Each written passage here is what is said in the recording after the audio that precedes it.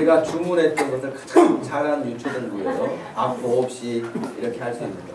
잘하니까 3개월에 한 번 5째 주 있는 때만 이렇게 촬영을 하게 되는데 이렇게 열심히 준비하니까 중간에 한 번 더 하도록 해야겠다. 열심히 하는 팀을 더 하도록 감사합니다. 오늘 우리에게 주신 하나님 말씀은 요한복음 20장 19절에서 23절까지 말씀 찾아서 함께 읽겠습니다. 요한복음 20장 19절에서 23절 말씀. 한 목소리로 말씀을 읽겠습니다. 이날 곧 안식 후 첫날 저녁 때에 제자들이 유대인들을 두려워하여 모인 곳의 문들을 닫았더니 예수께서 오사 가운데 서서 이르시되 너희에게 평강이 있을지어다. 이 말씀을 하시고 손과 옆구리를 보이시니 제자들이 주를 보고 기뻐하더라. 예수께서 또 이르시되 너희에게 평강이 있을지어다. 아버지께서 나를 보내신 것 같이 나도 너희를 보내노라. 이 말씀을 하시고 그들을 향하사 숨을 내쉬며 이르시되 성령을 받으라. 너희가 누구의 죄든지 사하면 사여질 것이요 누구의 죄든지 그대로 두면 그대로 있으리라 하시니라. 아멘. 너희에게 평강이 있을지어다 라는 제목으로 말씀을 전하겠습니다. 이 시대는 참으로 불안해하는 시대죠. 오늘 말씀 중에서도 보면 제자들이 유대인들을 두려워하여 라고 되어 있습니다. 두려워하여 불안해하고 있죠. 여러분 이 사진은 한 선교사님이 정말 오지에 들어가서 복음을 전하시는 중에 원주민 자녀를 안고 선교사님도 행복해하고 이 아이도 행복해하는 그런 모습인데, 여러분 이 모습에서는 불안해하거나 근심하거나 염려하거나 그런 모습이 하나도 볼 수 없죠. 예. 또 이런 모습을 취재하고 온 어떤 영화 감독은 자기가 그동안 한국에 살면서 너무 많은 것을 가지려고 하고 경쟁에서 이기려고 하고 그랬던 끊임없는 그런 삶의 구조 가운데 살았는데 이제는 더 이상 그렇게 살지 않아야겠다라고 생각을 했음을 이제 간증하는 것도 들어본 적이 있어요. 어떤 면에서는 정말 우리가 막 아둥바둥하고 살고 쉴 틈 없이 달려가야 되고 그냥 있을 수 없는 우리의 환경에서 우리는 지치기도 하고 또 그로 인하여서 어떨 때는 병을 얻기도 하고 아프기도 하고 낙심하기도 하고 하는 것이 현대인들의 삶이 아닐까 싶습니다. 근데 여러분 우리가 오늘 부활의 아침을 이렇게 다시 맞이했는데 2000년 전에 우리 주님이 죽음을 이기시고 부활하셨을 때에 그 부활절 아침은 굉장히 두려운 아침이었어요. 사실은. 왜냐하면 여자들도 그 예수님의 무덤을 3일 만에 이렇게 찾아가게 됐는데 그때도 새벽 아주 동이 완전히 트기 전이니까 굉장히 무서웠어요. 그리고 여자들이 무덤에 간다는 게 얼마나 또 무섭습니까? 그리고 예수님을 무덤에 이렇게 넣어놓고 우리나라 무덤 같은 무덤이 아니에요. 거기는 동굴 같은 무덤이에요. 그래서 시체를 넣어놓고 입구를 딱 막고 군인들이 지키고 있었잖아요. 그러니 굉장히 불안했을 거예요. 제자들은 아예 오늘 말씀처럼 무서워서 숨어 있었고요. 자, 막 그런 입장들을 생각한다고 하면 지금 우리들이 맞는 이 부활의 아침은 굉장히 평안하고 또 기쁘고 행복한 그런 부활의 아침이 아닌가 생각을 합니다. 그런데 여러분 우리의 삶의 환경이 늘 우리를 힘들게 해주게 그냥 요즘에는 빨래도 다 탈수기가 다 짜주니까 이러고 짜지도 않지만 여러분 수건 같은 거 이렇게 물 묻혔다가 한번 짜면은 확 짜내잖아요. 물기가 없도록 짜내고 그러는 것처럼 어떻게 보면 우리 현대인들의 삶의 환경이 우리를 그냥 그렇게 꽉 짜내는 것 같은 힘들어요. 공부하는 학생들은 학생들대로 힘들고 또 직장에 나가시는 분, 사업하시는 분들 다 경제활동하는 그런 일들로 인해서 힘들어요. 안 할 수가 없잖아요. 그러니 사람들이 그런 환경에 아주 그냥 이렇게 쥐어짬을 당하는 것 같은 그런 환경에서 사는데, 이런 중에도 예수 그리스도의 부활을 믿고 예수 그리스도로 소망을 삼고 사는 우리들은 예수님과 더불어서 우리의 심령에 평강이 있고 예수 그리스도로 말미암아서 우리 가운데 기쁨이 있고 그 기쁨으로 말미암아 또 다른 사람들에게 영향력을 줄 수 있는 그런 우리의 삶이 믿음의 삶이고 부활의 삶이고 소망의 삶인 줄로 믿습니다.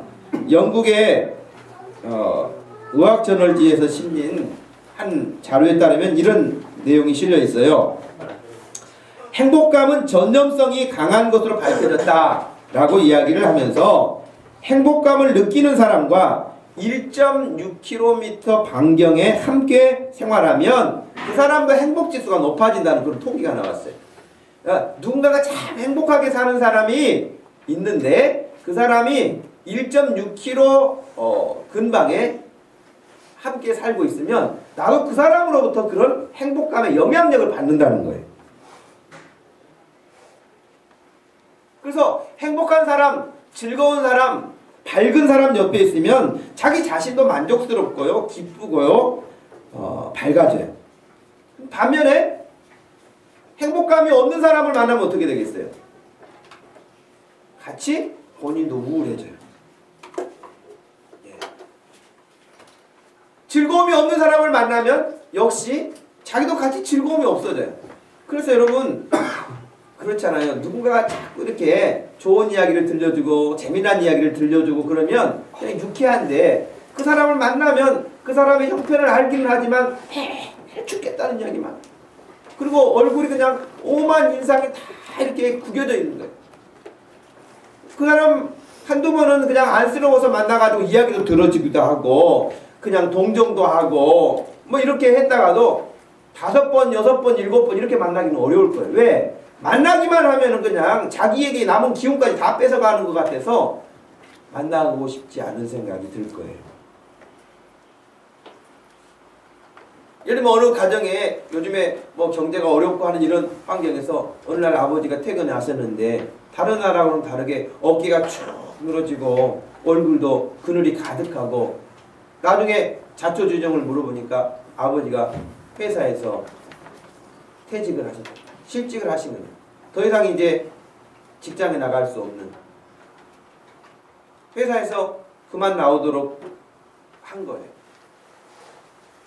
이제 경제활동을 어떻게 해야 되는지, 돈을 어떻게 벌어서 우리 아들 딸들을 가르치고 먹이고 살려야 하는지 이 무거운 짐을 지게 됐는데, 여러분 그렇게 해가지고 그분이 정말 그냥 있을 수는 없다 그래가지고 어렵게 해가지고 무슨 사업을 하나 했는데 그 사업을 했는데도 그 사업이 또 잘 안 돼가지고 문을 닫아야 된다고 생각을 해보십시오. 얼마나 힘들겠어요. 아버지가 한 가정에서 힘을 잃으면 나머지 사람들에게도 다 영향력을 주어서 어두워지고 근심하게 되고 힘들어지는 것은 마찬가지인 거예요. 그런데 아주 기분 좋게 엄마도 아빠도 혹은 자녀도 누군가가 아주 기분 좋은 소식을 가지고 와서 살게 되면 잠깐 힘들었던 마음도 다시 힘을 얻게 되어지는 것이죠. 이 유사한 실험을 미국의 제임스 파울러라고 하는 교수가 2년간 조사를 해가지고 발표한 통계도 있습니다. 똑같이 영국에서와 같이 행복도 불행도 전염된다, 그런 결과를 얻었습니다. 가족이나 친구가 행복한 사람은 행복감이 그렇지 않은 사람에 비해서 15% 정도 더 증가한다, 그렇게 발표를 했어요.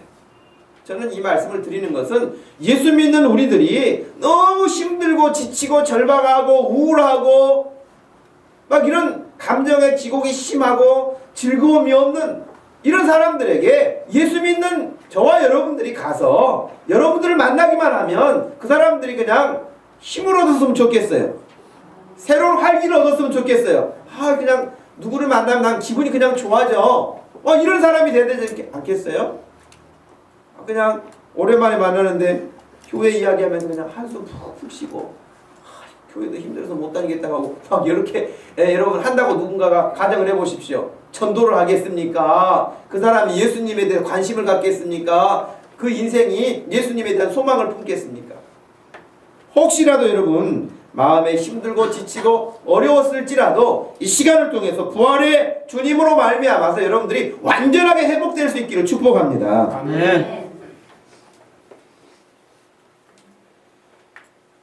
예수님은 부활하셨는데 다시 살아나셨는데 우리로서는 상상할 수 없는 일이 아닙니까? 여러분 주변에서 죽어가지고 3일 만에 살아난 사람을 본 적이 있습니까? 어떤 자료들에 따르면 진짜 죽었다가 살아난 사람들 이야기도 있어요. 예를 들면 죽어가지고 이렇게 관에 넣어놨는데 누가 관을 계속 안에서 두들거리는 소리가 들려가지고 열어봤더니 사람이 다시 살아난 거예요. 아마 망치로 쾅쾅 때리는 소리에 놀래가지고 다시 깨어났는지 어땠는지는 모르지만 진짜 그렇게 살아난 사람이에요. 그래서 여러분 우스갯소리 있잖아요. 자기 부인이 죽으면 관을 이렇게 내갈 때 어디 모서리 같은 데 부딪히지 않도록 조심조심해서 나간다고 깨어날까봐.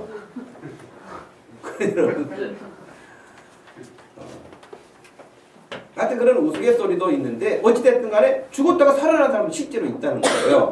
그런 경험.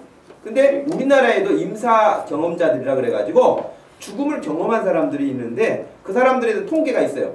그 이 사람들 통계를 보니까 자기 나름대로는 야 나는 다시 사는 인생이니까 멋지게 살아야 되겠다 이렇게 결심하고 하는데 얼마 못 가요. 다시 똑같아져요. 그러나 지금 그들이 어떤 상태에 놓였었는지 모르지만 예수님처럼 죽지는 않았어요. 예수님은 완전히 십자가에 못 박히셔서 피를 다 쏟아내신 거예요. 그리고 마지막에는 물 한 방울까지라도 다 쏟아내셔서 더 이상 어떻게 생존할 수 있는 가능성이 없는 제로 상태로 그분이 끝나신 거예요. 그리고 다 확인이 됐어요. 죽음이라고 확인이 됐고 무덤에 장사 지내게 되신 거죠. 그런데 그분이 3일 만에 다시 살아났다는 거예요.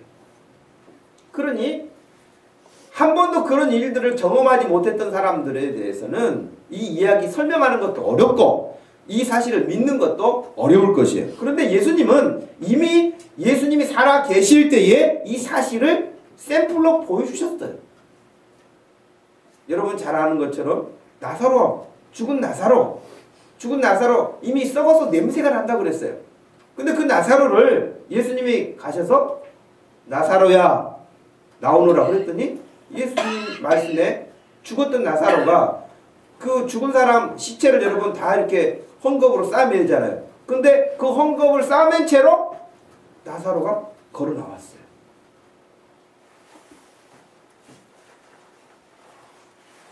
여러분 지지난 금요일에도 제가 말씀드렸지만 지난번 세미나 갔더니 어떤 연세 많으신 목사님이 그 이제 의사로 정년퇴임하신 그 장로님이 특강을 하셨는데 그분에게 물어보시더라니까요. 장로님은 평생 의사로 사셨고 그렇게 지내셨는데 의사의 입장에서 과학적으로 의학적으로 죽은 나사로가 다시 살아난 것에 대해서는 어떻게 생각하십니까? 이렇게 물어보더라고요. 근데 그 장로님이 하신 대답은 아주 명쾌했어요. 이 천지를 창조하신 하나님께서 죽은 나사로 그거 하나 살리는 것이 그렇게 어렵겠습니까? 그렇죠. 여러분 이 천지를 지으신 하나님께서 아니 없는 것도 만들어내신 하나님께서 있었던 나사로 다시 살리는 것이 이미 다 썩었던지 없어졌던지 다시 나사로를 만들어내는 게 뭐가 어렵겠어요? 우리가 믿는 하나님은 그런 하나님이시지 우리 이 좁은 머리에 계산해가지고 안 나온다고 안 믿고 그런 하나님이 아닌 것을 믿으시기를 바랍니다. 네. 여러분 저는 가끔 이렇게 높은 산에 올라갈 때마다 그런 생각을 해봐요. 지난번에 설악산에 갔는데 그 높은 산에 바위들이 있고 이렇게 어마어마한 산을 보면서 물론 백두산이나 뭐 에베레스트 산이나 여기와 비교할 수 없는 산인데도 불구하고 엄청 크지 않습니까? 근데 하나님께서 야 대한민국 사람들 너희들 내가 하나 사명을 주겠다. 설악산 같은 거 하나 옆에다 또 만들어 놓고 와라. 그러면은 우리가 그 산을 만들 수 있을까? 그럼 못 만들 거예요.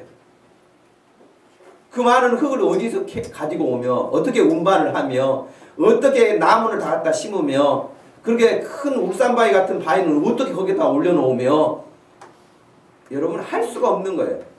그러니 어마어마한 이 우주를 창조하신 그 하나님께서 죽은 라사로 하나를 못 살리시겠는가? 여러분 이런 믿음 가지고 있다고 한다면 우리가 믿는 하나님으로 말미암아 당당하게 될 줄로 믿습니다. 그런 여러분 그 하나님으로 인해서 우리가 그 위대하고 능력이 있으시고 전능하신 하나님으로 말미암아 우리가 이 세상을 향하여서도 우울하거나 자신감 없거나 주저앉아 있거나 하는 것이 아니라 당당할 수 있는 이런 믿음을 가지고 서야 할 줄로 압니다. 예수님이 부활하셨어요. 근데 그 부활하신 모습이 부활하시기 전의 모습과는 좀 달라졌어요. 부활하시기 전에는 문을 열고 들어오셔야 했는데 부활하신 이후에 예수님은 다시 살아나셨는데 문도 열지 않고 들어오시기도 하고 나가기도 하셔요. 금방 여기 계셨는데 또 다른 곳에 계시기도 해요. 그래서 우리들의 이 몸과 같은 모습이 아닌 변형된 모습으로 바뀌신 거예요. 그런데 예수님인 것은 알아봐요. 알아볼 수 있어요. 음식도 드실 수가 있어요. 신기하죠? 신기해요. 이것은 우리가 이제 예수님처럼 부활하게 되면 이런 거구나 라고 깨닫게 될 거예요. 그 전에는 아무리 설명해줘도 알 수가 없는 일일 겁니다. 그런 여러분 부활의 날을 소망하시길 바랍니다. 또 예수님처럼 부활하는 날. 저는 성경 공부할 때도 늘 그런 말씀을 드렸지만 죽음에 대해서는 두 가지 생각이 있어요. 저는 일단 한 가지는 좀 무서워요. 죽는다고 하면 좀 무서운 마음이 있어요. 왜? 한 번도 경험해본 세계가 아니기 때문에 하나님 저 좀 더 살고 싶어요. 죽었는데 하나님 앞에 가가지고 좀 며칠 몇 년만 더 살게 해주세요. 그래가지고 다시 살아나거나 그럴 수도 없는 거고 거기 간 사람들은 또 오지도 않고 물어볼 수도 없고 그러니 좀 부담감, 두려움 이런 것도 있어요. 어떤 면에서는 그러니까 하나님을 못 믿어서 두려움이 아니라 죽음 그 자체가 주는 두려움도 있어요. 그러나 두렵지만 꼭 두렵기만 한 건 아니에요. 또 한 가지는 너무 기대가 돼요. 그건 뭐냐면 진짜 이 땅에서 경험할 수 없는 하나님이 만들어 놓으신 이 온 우주 우리가 지구에서만 살고 있지만은 지구에서도 이 조그만 대한민국에서 살고 있지만 그리고 매년 많은 이 서울에서 우리가 이렇게 살고 있지만 우리 주님이 계시는 그 천국 우리 주님이 지신 이 우주는 참 황홀할 텐데 그것을 예수님처럼 부활한 모습으로 변형된 모습으로 그것을 경험하게 될 때에 기대가 돼요. 야, 너무너무 멋있을 거고 너무너무 놀라운 일들을 보게 될 것이에요. 그러니 부활에 대해서 여러분 늘 그런 소망을 가지고 살게 될 때에 여러분 우리 앞에 놓여있는 어떨 때는 힘든 일, 어려운 일, 고난스러운 일 이런 일들을 만난다 할지라도 이것으로만 끝나는 것이 아니라 우리 주님이 약속하신 영원한 생명과 영원한 부활이 있기 때문에 예수님도 죽음도 두려움도 다 이기시고 부활하신 것처럼 나에게도 그런 약속을 하셨기 때문에 이 정도는 내가 이길 수 있다 라고 마음의 담대함을 갖는 것 이건 우리 크리스천들이 가질 수 있는 특권이에요.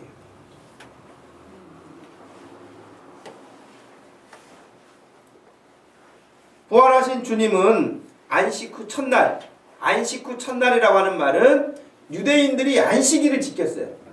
그래서 일주일 가운데 7일째 되는 날 그들이 안식을 했잖아요. 안식 후 첫날이기 때문에 안식일이 지난 우리로 말하면 주일이에요. 그래서 주일에 우리 주님이 부활하셨는데 주님이 부활하신 날을 기념하기 때문에 우리가 주일을 또 지키는 거예요. 그런데 1절 말씀에 보니까요. 안식 후 첫날 일찍이 아직 어두울 때에 막달라라 하는 그 마리아가 무덤에 와서 돌이 무덤에서 옮겨진 것을 보고 시몬 베드로에게 막 달려갔어요. 그리고 예수께서 사랑하시던 그 다른 제자 그 요한이에요. 요한에게 가서 말하되 사람들이 주님의 무덤에 있었던 그 돌을 옮겨갔다. 어떻게 됐는지 우리가 알 수가 없다. 그랬더니 베드로와 그 요한이 그 말을 듣고 막 달려가 봤어요. 둘이 달려가서 보니까 정말 예수님도 안 계시고, 그리고 예수님을 쌌던 세마포, 그러니까 이게 예수님의 시신을 잘 이렇게 보관했던 그 옷만 가지런히 입고 예수님이 없는 거예요. 여러분 뭐 뉴스라든지 어떤 잡지라든지 보면은 성의라고 해서 여러분 예수님이 입으셨던 수의라 그래가지고 그것이 뭐 발견됐다 그래가지고 뭐 과학적으로 뭐 동의원소 어떤 기법을 통해 가지고 몇 년 된 것이다. 이거 뭐 혈액에 흔적이 남아 있다. 뭐 어쩐다. 그러면서 막 하는데 그거 다 가짜입니다. 그 진짜가 아니에요. 근데 사람들은 막 그런 거에 너무 관심이 많아요. 이번에 뭐 교황이 선출돼 가지고 뭐 이슬람 교도에게도 뭐 세족식을 하고 뭐 발에 키스를 해주고 여성에게도 하고 뭐 키스를 발등에다 해주고 그랬다 그래서 뭐 종교 다원주의 어떤 그런 모습을 보여주고 이러니까 사람들 너무 좋아하고요 그러는데, 그리고 아직 죽지 않은 교황도 있거든요. 근데 교황들이 몇 명이 또 있어요 지금도.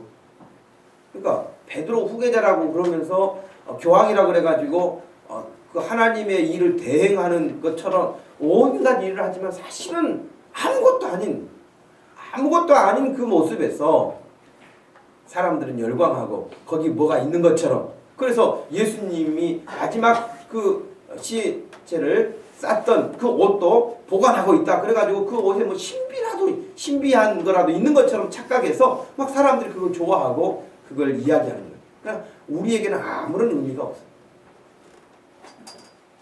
혹한 예수님을 쌌던 그런 세마포를 할지라도 쌌을 뿐이지 그것이 더 이상 우리에게 어떤 효능이 있는 것도 아니고 능력이 있는 거 아니에요. 하나님이 우리에게 말씀하신 그 말씀을 따라서 그 사실을 믿느냐 하는 것이 더 중요하지, 그 사실은 믿지도 못한 채 다른 것에 관심을 갖는 것, 그것은 의미가 없는 것입니다. 어찌됐든 베드로하고 요한이 달려가서 봤는데 무덤에 예수님이 계시지 않았어요. 8절에 보니까 그때야 무덤에 먼저 갔던 그 다른 제자가도 들어가 보고 믿더라 그렇게 돼 있거든요. 마리아가 했던 말을 처음에는 믿지 않았죠. 그런데 달려가서 자기들의 눈으로 보니까 그때서야 믿게 됐다고 했습니다. 근데 우리가 읽었던 19절 말씀은 뭐예요? 이날, 그러니까 부활하신 날이잖아요. 이날 곧 안식 후 첫날 저녁 때에, 그러니까 하루가 지금 지나고 저녁이 된 거예요. 저녁 때에 제자들이 유대인들을 두려워하여 모인 곳에 문을 꽉 닫고 있었어요. 요즘에는 문이 여러분 이렇게 코크를 딱 누르면은 대부분 문이 잠깁니다만은 저희 어릴 때만 해도 이런 문 닫으면 문 어떻게 주로 꼭 닫습니까? 예, 문고리가 있잖아요. 문고리를 완전히 딱 잠그고, 뭐 어떤 집은 뭐 또 쇠붙이로 꽂기도 하고, 또 어떤 집은 숟가락을 거기다가 딱 꼽아서 아무리 흔들어도 문이 열리지 않도록 꽉 해놓은 것처럼 아마 지금 제자들은 두려워서 자기들도 혹시 잡혀갈까. 예수님이 얼마나 능력이 많으셨습니까? 예수님이 얼마나 권세가 있으셨습니까?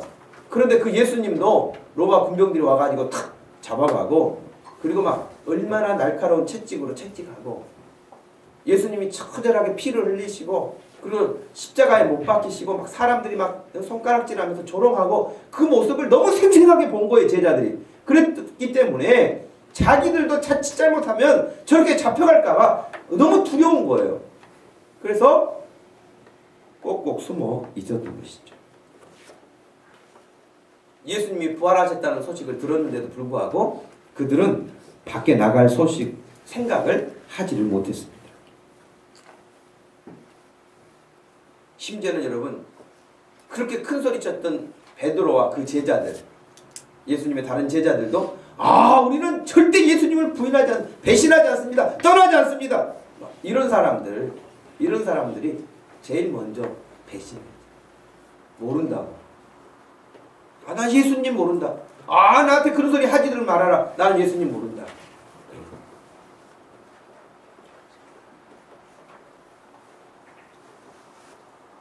서두에 말씀드린 것처럼 이 불안한 두려움을 가지고 있는 사람들이 다 모였으니 그 두려움은 더 배가 되겠어요? 줄어들겠어요?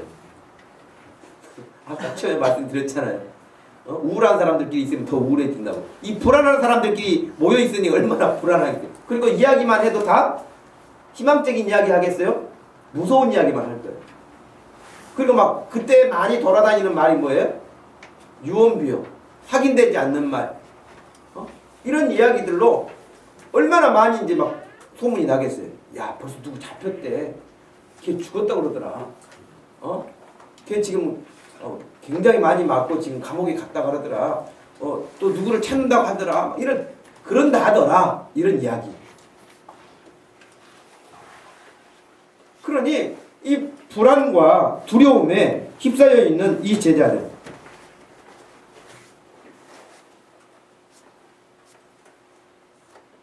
어떻게 보면 여러분, 예수님이 죽으시고 부활하신 것은 우리 인류가 가장 두려워하는 건 죽음이에요. 사람들이 제일 무서워하는 건 귀신이 아니에요. 사람이 제일 무서워하는 것은 사자가 아니에요. 제가 어느 한 영상을 봤는데 코끼리도 화가 나니까요, 사람을 완전히 이겨요. 코끼리도 여러분 무섭더라고요. 그 코끼리 코가 보통 100kg 정도까지는 들어 올릴 수 있는 힘이 있다고 그래요. 그래 사람을, 그 큰 코로 사람을 때리더라고 이렇게. 그리고 그것도 마음에 성이 안 찼는지 발로 밟아요. 이 큰 발로. 근데 그 사람이 다 뼈가 으스러졌는데 살아남아가지고 동영상에 나오는 걸 제가 봤어요. 코끼리도 무서워요. 그 코끼리들은 서로 사이가 좋아가지고 혼자 공격도 안 하고 여러 마리가 같이 공격을 했다고. 그 작은 사람을, 코끼리가. 그런데 코끼리가 무서운 게 아니라니까요. 사자가 무서운 게 아니고. 코끼리가 무섭다면 왜 무서운 거예요? 코끼리한테 공격당해서 마지막에 죽으니까 무서운 거지. 코끼리가 와가지고도 그걸 한번 맞짱 뜨자 그래가지고 코끼리가 코로 한 대 때리면 자기도 한 대 때리고 뭐 이럴 수 있는 것이 아니기 때문에 무서운 거예요. 마지막엔 죽으니까 무섭지. 사자 만났는데도 열심히 싸우기만 하고 좀 이렇게 약간 긁히기만 하고 집에 가가지고 야 오늘 사자 만났는데 좀 긁혔어. 마디카스 어딨냐? 뭐 이런 정도라면 누가 사자 무서워합니까? 하나도 안 무섭죠. 코브라를 만나도 코브라가 물었는데 좀 이렇게 깊이 패했네 오늘은. 그러면서 내일도 한번 가봐야겠다. 그런다면 누가 무섭냐 말이에요. 그러나 그렇게 물리면 죽으니까 무서운 거예요. 병 걸리는 거 죽으니까 무서워하는 거예요. 예. 그런데 예수님이 바로 십자가에서 죽으신 것은 우리 인간들이 그렇게 두려워하는 죽음을 해결하시기 위해서 예수님이 대신 우리를 위해서 죽으신 거예요. 죄값을 다 지불하신 거예요. 그 두려워하지 마라. 그리고 죽음 때문에 걱정하지 마라. 천국이 있다. 아버지가 계시는 곳이 있다. 나는 그곳에 간다. 너희들도 거기에 올 수 있다. 이렇게 다 말씀해 주셨는데 그 예수님을 믿지 않으니까, 예수님의 말씀을 믿지 못하니까 이 두려워서 무서워서 공포감을 가지고 방에 숨어 있었던 거죠. 예수님이 분명히 나타나기도 하셨어요. 그런데 자기들이 지금 꿈인가 생신가 지금 완전히 정신이 혼란스러운 그런 생각에 휩싸여 있던 것이에요. 근데 여러분, 예수님은 이미 마태복음 16장 21절에서 이때로부터 예수 그리스도께서 자기가 예루살렘에 올라가 장로들과 대제사장들과 서기관들에게 고난을 받고 죽임을 당하고 제3일에 살아나야 할 것을 제자들에게 가르치셨어요. 말씀해 주셨어요. 그런데 예수님의 그와 같은 말씀을 귀담아 듣는 사람이 없었다는 거예요. 마태복음 27장 63절 말씀해 보니까요. 주여 저 속이는 자가 살아있을 때에 말하기를 내가 사흘 후에 다시 살아나리라 한 것을 우리가 기억합니다. 이렇게 말한 사람은 누구냐면 로마 군병들이에요. 참 아이러니해요. 예수님의 제자들은 기억을 못하고 있는데요. 그 옆에 사람들이 기억해요. 그리고는 예수가 살았을 때 자기가 3일 만에 다시 살아난다고 그랬는데 그 제자들이 시체를 몰래 훔쳐다가 예수님이 다시 살아났다 그렇게 소문을 내면 어떡합니까? 그래서 예수님의 무덤을 지키고 있었던 거예요. 시체를 도둑질에 갈까봐 지키고 있는 거였고, 살아나더라도 뭐 나오지 못하도록 무덤을 꽉 봉하고 있었던 것이죠.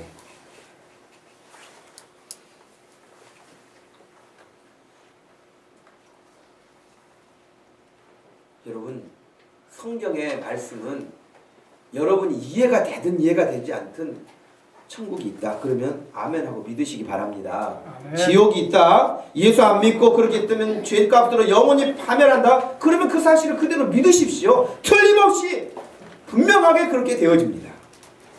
예수님이 말씀하신 대로 3일 만에 예수님은 정확하게 다시 살아나셨습니다. 그 사실을 마음에 새겨놓았다고 한다면 제자들은 이렇게까지 두려워하지 않았을 것이에요.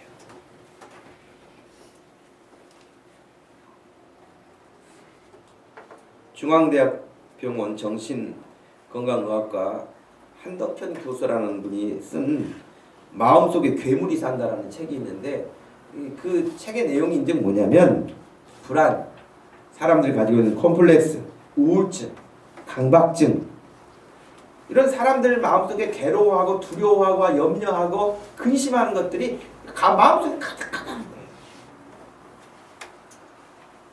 그래서 그로 말미암아서 스트레스 받고 정신적인 장애를 경험하기도 하고 질병을 받기도 하고 정말 행복한 삶을 살지 못하고 늘 그런 우울하고 불안하고 근심 걱정에 휩쓸려 간다는 거예요. 심지어는 여러분 근심거리가 없어서 근심하는 사람이 있어요. 너무 지금 상태가 좋다는 거예요. 그러니까 불안한 거예요. 이제 곧 뭔 일이 나타날 것 같아. 너무 상태가 좋으니까 근심거리가 없어서 근심하고 있는 이런 세상에 살고 있다, 그렇게 이야기해요. 그래서 사람들은 그럴 때 이제 어떻게 합니까? 불안 마음이 오면은 무당을 찾아가요. 무당을 찾아가지고 내가 어떻게 될 것 같냐고, 우리 아들이 내년에 대학은 갈 것 같냐고. 아니 자기가 공부하면 자기가 알지 누가 알겠어요. 그런데 가가지고 물어봐요. 무당도 자기가 어떻게 될지 모르고 죽는데 그 사람한테 가가지고 뭘 얻겠다고 가서 묻습니까? 그리고 나름대로 대책을 막 세워보려고 그래요. 그러나 여러분, 저는 인류 역사상 무당들이 예언해가지고 인류의 위기 상황에서 구했다 그런 이야기를 들어본 적이 없어요. 있나요? 아무리 똑똑하고 잘 맞추고 뭐 대단한 능력 있고 뭐 그런 무당을 할지라도 그 무당이 대한민국의 앞날에 대해서, 예를 들면 천안함 사건이 일어날 것을 알았나요?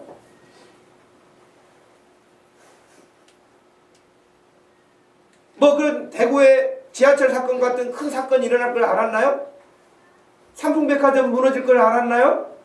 성수대교가 무너질 걸 알았나요? 아니 그렇게 용한 사람들이 대한민국에, 지금 대한민국에 여러분 이 무속인들이 50만 명이라고요. 50만 명. 목사님들의 몇 배 많아요. 무속인들이. 그러면 전부 다 잘 맞춘다고 깃발 세워놓고 다 있잖아요. 빨간 깃발, 하얀 깃발, 어떤 사람은 노란 깃발. 그럼 자기한테 와서 물어보라고. 근데 뭘 압니까? 아무것도 모르는 사람이. 대한민국에 그러면 아무 어려움이 없게요? 다 알면? 왜 로또 복권은 모르겠어요? 다 알고 있으면 번호도 미리 알아야죠. 아무것도 모르는 존재들한테 가가지고 돈 내면서 물어보는 거예요. 그리고 그 사람이 처방하는 것 따라서 사는 거예요. 이런 어리석은 삶이 어디 있습니까? 빌립보서 4장 6절 말씀에 아무것도 염려하지 말라고 우리에게 말씀하신 것을 믿으시길 바랍니다. 아멘. 염려하지 말고 우리에게 대신 하라고 하셔서 염려를 하지 말고 해야 될 일이 있다. 모든 일을 오직 기도와 간구로 하나님께 감사함으로 하리라 그랬어요. 그러면 하나님께서 우리의 마음에 평강을 주시겠다 그랬어요. 여러분 이 찬양을 한번 같이 해볼까 싶어요. 모든 지각에 뛰어나신 하나님의 평강이 예수 안에서 너희 마음과 생각을 지키라. 아무것도 너희는 염려치 말고 오직 기도와 간구로 하나님께 너희 구할 것을 감사함으로 하리라. 가사를 생각하면서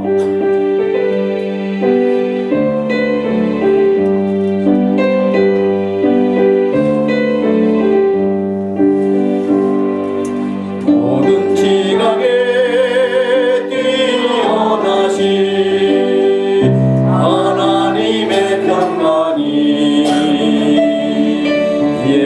안에서 너의 마음과 너의 생각을 지키리. 아무것도 너를 염려치 말고 오직 기도와 간구로 하나님께 너희 구할 것을 감사함으로 하래라. 모든 지각에 뛰어나신 하나님의 평강이 예수 안에서 너희 마음과 너희 생각을 지키리. 아무것도 너는 염려치 말고 오직 기도와 간구로 하나님께 너희 구할 것을 감사함으로 하래라. 여러분, 늘 이렇게 주님 앞에 감사할 수 있는, 그리고 감사 중에 기도할 수 있는 그런 삶이 되기를 축복합니다. 그 어떤 목사님이 자기 초창기 개척했을 때 이야기를 하시면서, 그분은 새벽 기도 나와가지고 기도를 1시간 정도를 하시는데, 기도의 내용이 뭐냐, 하나님 감사합니다, 하나님 감사합니다, 1시간 동안 감사합니다만 하고 간대요. 나중에 물어봤대요. 무슨 일이 그렇게 감사합니까? 북한에서 피난 오셨는데 북한에서 많이 죽고 내려오다가 많이 죽고 자기는 살아서 내려왔다는 거예요. 그래서 자기는 아무것도 없고 그냥 하나님께, 하나님 나 지금까지 살려주신 거 너무 감사합니다. 기도가 감사합니다. 하루를 그렇게 시작하는 거예요. 하나님 너무 감사합니다. 너무 감사합니다. 여러분, 이 시간 건강한 모습으로 여기 와서 예배 드릴 수 있는 거 정말 마음의 깊은 곳에서 감사할 수 있기를 축복합니다. 아멘. 감사해요. 너무 감사하면서 예배 드리고, 감사하면서 찬양하고, 감사하면서 서로 인사하고, 감사하면서 또 한 주를 설계하고, 감사하면서 공부하고, 감사하면서 사는 거 너무 귀한 것이죠. 염려가 없을 수는 없지만 염려가 올 때는 하나님께 기도하라고 하신 말씀을 따라서 나가게 될 때 하나님이 반드시 우리를 지키시고 은혜 주시고 힘 주실 줄로 믿습니다. 두 번째는 이렇게 두려움 가운데 있을 때에 우리 예수님은 찾아오시는 분이세요. 찾아오셔서 평강을 주시는 예수님이세요. 이 좋은 예수님을 사람들이 왜 안 믿는지 모르겠어요. 온갖 이야기를 다 하면서 예수님을 안 믿는 이유를 모르겠어요. 예수님은 제자들이 이렇게 불안하고 두려워하고 그래서 문을 꽉 걸어 잠그고 나오지도 못하고 있는 그런 초조해하고 있는 그 제자들을 찾아가셔서 그들에게 첫 번째 하신 말씀이 너희에게 평강이 있을지어다. 두려움에 떨고 있을 때 누군가가 옆에 와서 손만 잡아줘도 얼마나 힘이 됩니까? 얼마나 위로가 되어지고 의지가 되어집니까? 여러분, 예수님은 이 땅에 오셨을 때도 가난한 사람들 만나주셨어요. 병든 사람들 만나주셨어요. 소외받는 사람들 만나주셨어요.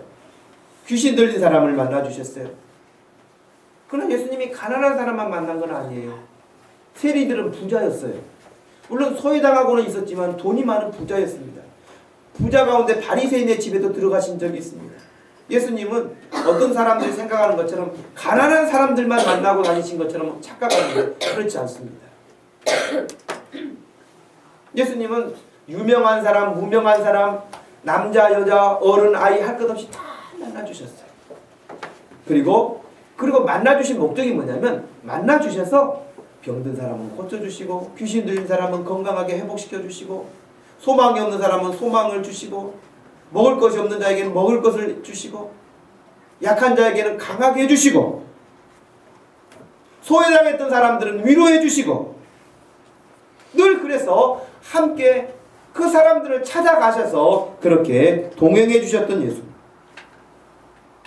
마가복음 2장 16절에 보니까요, 바리새인의 서기관들이 예수께서 죄인 및 세리들과 함께 잡수시는 음식을 드시는 것을 보고 그의 제자들에게 이르되 어찌하여 너희 선생님은 세리와 죄인들하고 함께 먹는가? 그러면 그럴 때 예수님 그 소리를 들으셨어요. 그리고 이렇게 말씀해 주셨죠. 건강한 사람에게는 의사가 필요치 않다. 병든 자에게 필요한 것이다. 내가 의인을 부르러 온 것이 아니라 죄인을 부르러 왔다. 그래. 오늘도 이 제자들이 불안한 가운데에 숨어있는 그들에게 찾아오셔서 평강을 주신 것처럼. 여러분 뭐 때문에 걱정돼요? 뭐가 여러분 마음을 짓누르세요? 우리 아이들 공부 때문에 그런가요? 여러분 전국 수석할 것도 아닌데 뭐 그렇게 걱정하세요? 마음 놓고 공부하기를 바라요. 우리 학생들 여러분 전국 수석할 거 아니니까 너무 걱정할 거 없어요. 그냥 하던 대로 열심히 하시면 되지. 뭐 그냥 내가 수석 못할 것처럼 그럴 거 어디 있습니까? 그냥 열심히 자기 일에 성실하게만 하세요. 성실하게. 돈 버는 분들도 사업하는 분들도 다 마찬가지죠. 꿈을 가지고 열심히 하지만 지금 당장 어떻게 큰 성과가 나타나지 않는다고 그것 때문에 불안해하지 말고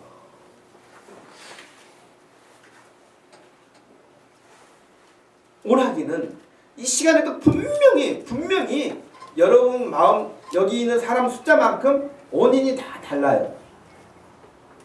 A라는 사람이 봤을 때는 B라는 사람은 걱정거리 같지도 않은데 걱정하고 있는 사람이 있어요. 여러분 어른들의 입장에서 아이들 예를 들면 민지한테 가서 민지야 너 무슨 걱정이 있냐 라고 물어보면 어른들이 들을 때는 걱정거리도 아닌 걱정거리라고 말을 할 수도 있을 거예요. 아무것도 걱정거리가 되지 않을 수 있는 우리가 걱정하고 있는 것을 예수님이 보실 때는 또 그러실 수 있어요. 야 그거 걱정거리도 아니다 그것 때문에 뭐 우리 걱정하고 근심하고 얼굴을 그렇게 그늘지게 살고 있느냐 라고 예수님 그렇게 말씀하실 거예요.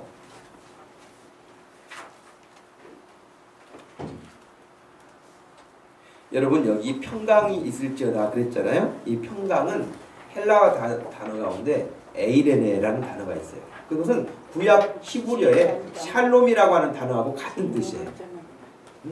이 단어인데 여기 특별히 여러분 이 기억해야 될 부분이 있는데요. 이 평강은 그냥 너희들 편안해라 그렇게 해서 생기는 편안이 아니에요.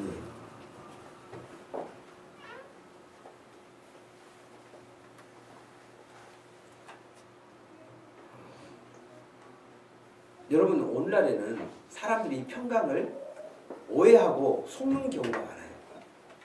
유사 평강이 많아요. 유사 제품이 많은 것처럼 평강도 유사 평강이 많아요. 예수님이 우리에게 주신 평강은 여러분 도 닦아가지고 세상 근심 걱정 다 내려놓고 깊은 산속에 들어가서 깊은 명상 가운데에 마음이 고요해지니까 얻는 그런 평강이 아니라니까요. 이 평강은 모든 사람들이 두려워하고 있는 그 죄로 말미암아 죽는 그 죽음의 공포로부터 자유하게 하셔서 나는 더 이상 이제 죽음 때문에 걱정하지 않고 근심하지 않고 두려워하지 않는 그 평강을 주신 거예요. 예를 들면 아픈 사람이 그냥 아파가지고 앰뷸런스에 실려가지고 병원에 갔어요. 응급실을 거쳐가지고 병원에 가서 치료받고 태어날 때는 너무 멀쩡한 모습으로 태어날 때에 기분 좋게 나오는 것처럼 이 평강은 그 죽음의 두려움, 죄의 공포, 사망의 음침한 골짜기 이런 것으로부터 모든 것을 해결받았기 때문에 자유할 수 있는 그 자유함에 주는 평강.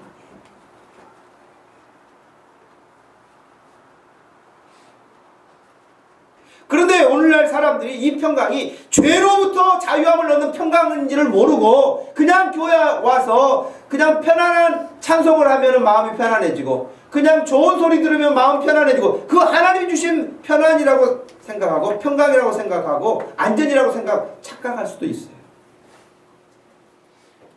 사람들은 죄를 지적하면 싫어합니다, 여러분. 싫어하죠. 저도 싫어요. 저에게도 목사님 이런 말씀에 너무 은혜를 받았어요. 그렇게 말하는 사람하고 목사님 오늘 설교님 그 말 왜 하셨어요? 그러면서 인상 쓰면서 따지면 제가 얼마나 기분이 안 좋겠어요. 그렇죠? 여러분도 마찬가지일 거예요. 누군가가 여러분에게 칭찬하면 좋을 텐데 집사님 오늘 부활절인데 옷 색깔이 왜 그게 우중충하게 검정색을 입고 왔어? 예를 들면 그러면은 참 할 말이 없지 않겠어요, 여러분? 그러니까 별거 아닌 것인데도 기분이 나쁠 수 있거든요. 그런데 똑같은 어떤 환경인데도 칭찬하면 기분이 좋잖아요. 자기 잘못이 있을 때도 마찬가지예요. 나의 약점이니까 알아요. 그런데 그 약점을 지적하면 싫어하거든요. 근데 여러분 병원에 가면 어떻습니까? 여러분 병원에 가가지고 의사 앞에 갔는데 여러분 아픈 부분을 말하면 싫습니까? 그럼 자존심 상합니까? 여러분 검사하려면 다 여기저기 사진도 찍어야 되고 그리고 이제 우리는 겉으로만 봐서는 모르니까 이 속까지 내시경 넣어가지고 다 여러분 속도 다 확인하잖아요. 예? 근데 그 의사 앞에 가가지고 이 음식물 먹어가지고 별로 속이 깨끗하지도 않을 텐데 속까지 어떻게 보여줍니까? 그래가지고 여러분 절대 저는 검사 못 받습니다. 그렇습니까? 여러분 그렇지 않아요. 아파서 죽게 되면은 의사 앞에서 옷도 다 벗어야 되고요. 이런저런 사진도 다 찍어야 되고요. 검사도 안이고 바뀌고 다 해야 되는 거예요. 그리고 어떤 때는 수술을 해야 되기도 하고요. 어떨 때는 독한 약을 먹기도 해야 되고요. 어떨 때는 막 물리치료 받으면서 힘든 일을 해야 되고 살기 위해서 하는 거예요.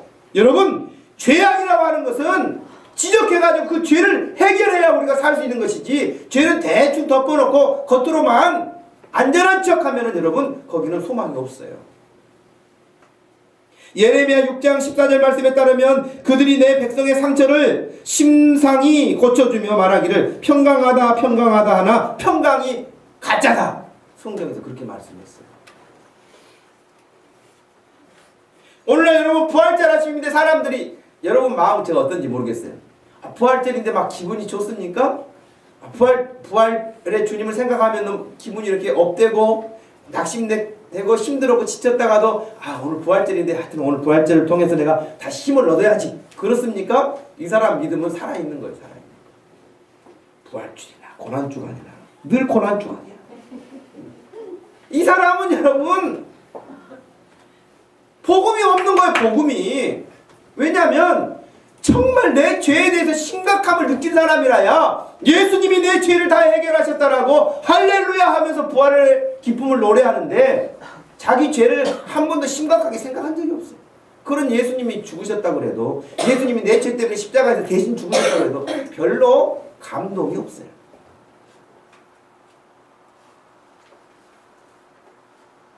한 번도 자기의 죄 때문에 심각하게 고민해 본 적이 없어요.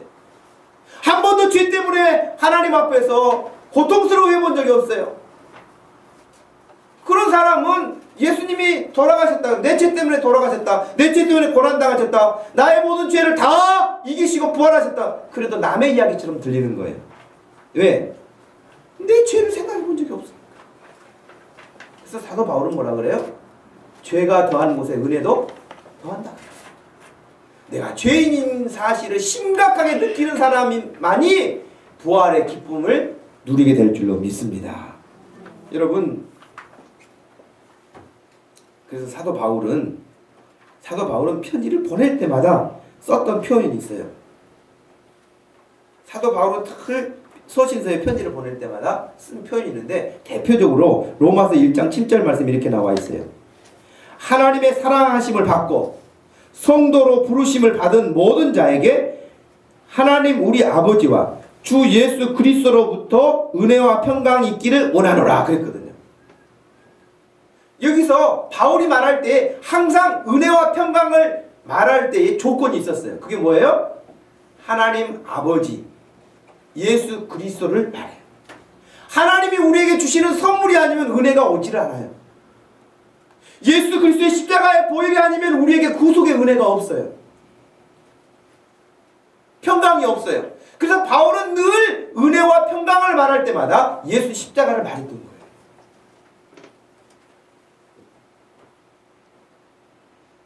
여러분, 2013년 부활의 아침을 맞이하고 같이 예배하는 여러분, 여러분의 죄 때문에 고민하시고, 여러분의 죄 때문에 괴로워하시고, 여러분의 죄 때문에 대신 십자가에서 모든 것을 해결하시고 우리에게 부활의 기쁨을 주신 그 부활의 주님으로 말미암아 여러분들이 새로운 인생으로 전환될 수 있기를 축복합니다. 아멘. 더 이상 과거에 매여서 내 약한 것에 매여서 내 죄에 매여서 쩔쩔 매는 것이 아니라 나는 부족하고 나는 죄인이고 나는 악하고 나는 허물이 많은 사람이지만 다시 더 이상 내가 이런 죄 가운데 머물고 살지 않아야겠다 결단을 내릴 수 있는 부활의 아침 되기를 축복합니다. 아멘. 마지막 세 번째로 오늘 말씀에서 20절에 그러셨어요. 이 말씀을 하시고 손과 옆구리를 보이시니 제자들이 주님을 보고 기뻐했어요. 21절 예수께서 또 이르시되 너희에게 평강이 있을지어다. 아버지께서 나를 보내신 것 같이 나도 너희를 보내노라 그랬어요. 우리에게 평강을 주신 목적은 이 세상에 근심, 걱정, 두려움, 죄와 사망에 두려워서 살고 있는 수없이 많은 사람들을 향하여서 우리에게 복음을 전하라고 하십니다. 예수님을 우리 아버지께서 보내신 것처럼 하나님 아버지께서 보내주신 것처럼 예수님은 우리를 세상에 보내신 거예요. 저와 여러분은 이번 주간에도 세상에 나가서 복음을 전해야 되는 사명이 있는 줄로 압니다. 아멘. 여러분 만나는 사람마다 우리에게 복음 전하도록 건강도 주시고 은혜도 주시고 이렇게 살게 하신 것인데 여러분 입을 열어 평강의 주님 부활의 주님을 사람들에게 전파할 수 있기를 바랍니다.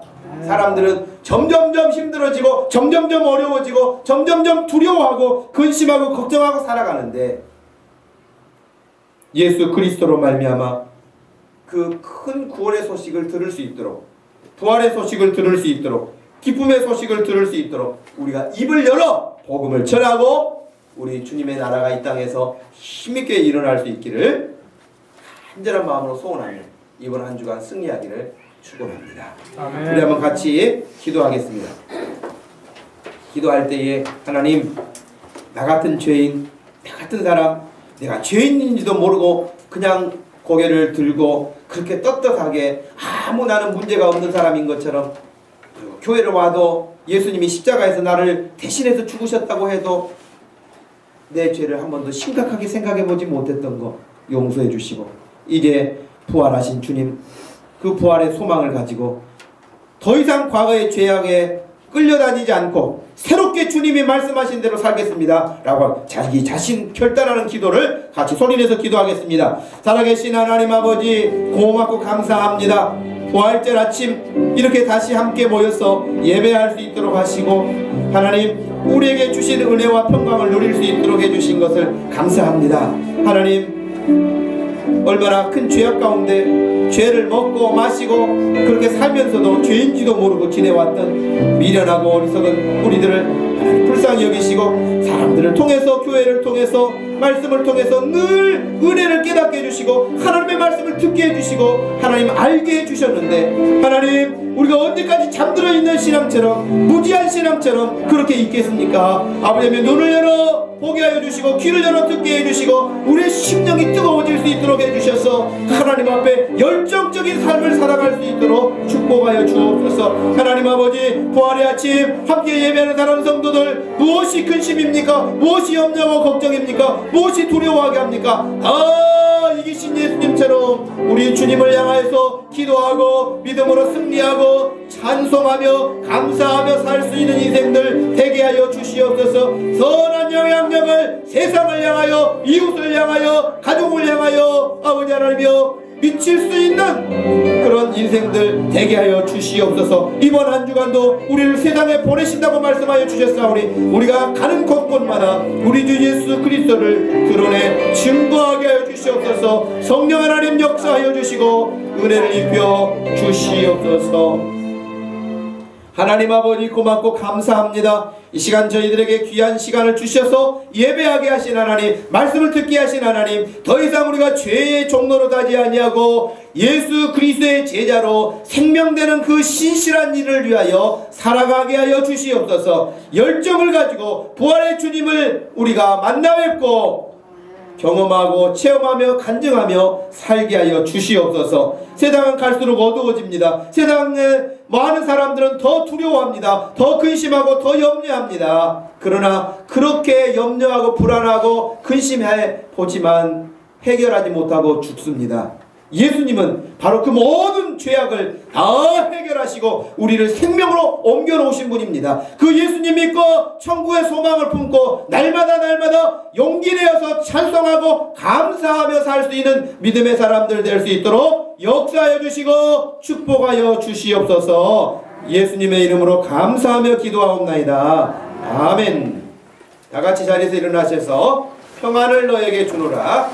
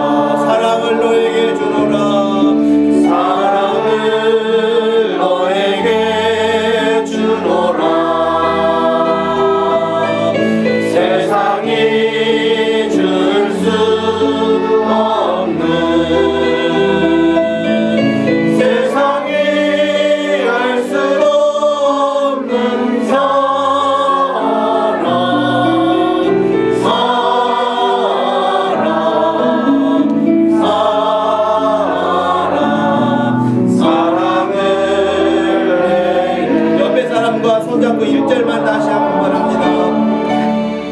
평안을 너에게 주노라. 세상이 줄 수 없는, 세상이 알 수 없는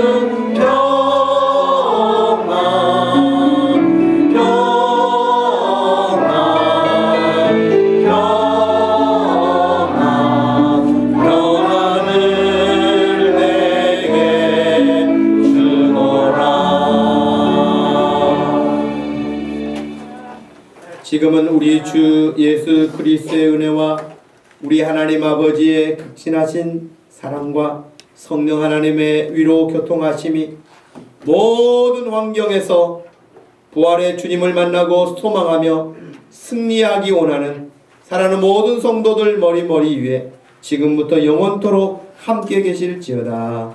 아멘.